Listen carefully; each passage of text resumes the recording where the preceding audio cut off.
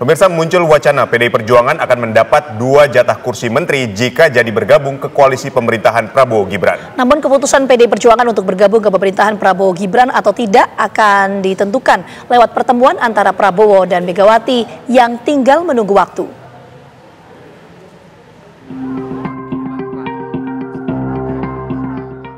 Terpilihnya kembali Puan Maharani sebagai Ketua DPR RI disinyalir sebagai bagian dari kesepakatan politik antara PDIP dengan Gerindra dan pemerintahan Prabowo mendatang.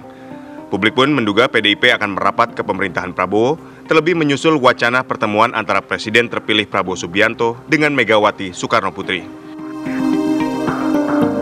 Bahkan beredar informasi PDIP akan mendapat jatah 2 menteri dalam kabinet pemerintahan Prabowo Gibran.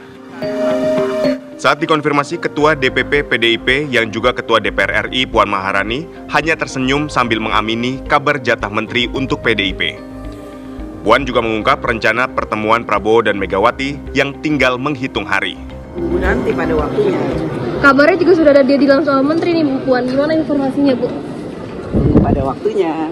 Bahkan katanya udah ada 2 menteri nih Bu, gimana tanggapannya? Amin. Amin ya Bu ya. Berarti kemungkinan besar dong Bu Puan ya? Insya Allah. Tapi ini pertemuan Ibu Mega sama Pak Prabowo ini kan sebelum pelantikan dan disebut tinggal menunggu waktu. Jadi tunggu aja. Ya kan lokasinya asik. Tapi Bu Mega memang menyambut ya, sudah menyampaikan ke Mbak Puan sendiri memang menunggu. Bukan menunggu, akan bertemu. Akan sama-sama bertemu. Tadi Pak Hashim bilang katanya udah 2 tahun nunggu Bu. Gimana tuh Bu tanggapannya? Menunggu hari, menghitung hari. Namun informasi PDIP akan dapat jatah 2 menteri jika bergabung dibantah Ketua Harian Partai Gerindra Sufmi Dasko Ahmad. Dasko menegaskan informasi tersebut belum valid dan semua masih dalam proses komunikasi.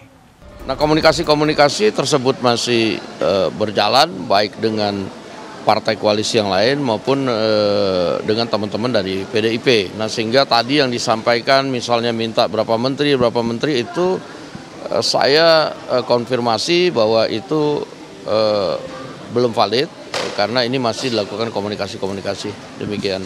Ya, saya pikir kalau pertemuan antara Bu Mega dengan Pak Prabowo itu bukan suatu yang istimewa ya, karena selama ini hubungan kedua tokoh itu sih baik-baik saja. Nah, tetapi mungkin yang ditunggu-tunggu adalah pertemuan mengenai mungkin pertemuan eksklusif mungkin soal dinamika politik kan gitu. Nah, itu yang kemudian saya belum bisa jawab waktunya kapan karena ini tentunya mengikuti tren komunikasi yang pada saat ini sedang dilakukan oleh kedua belah pihak.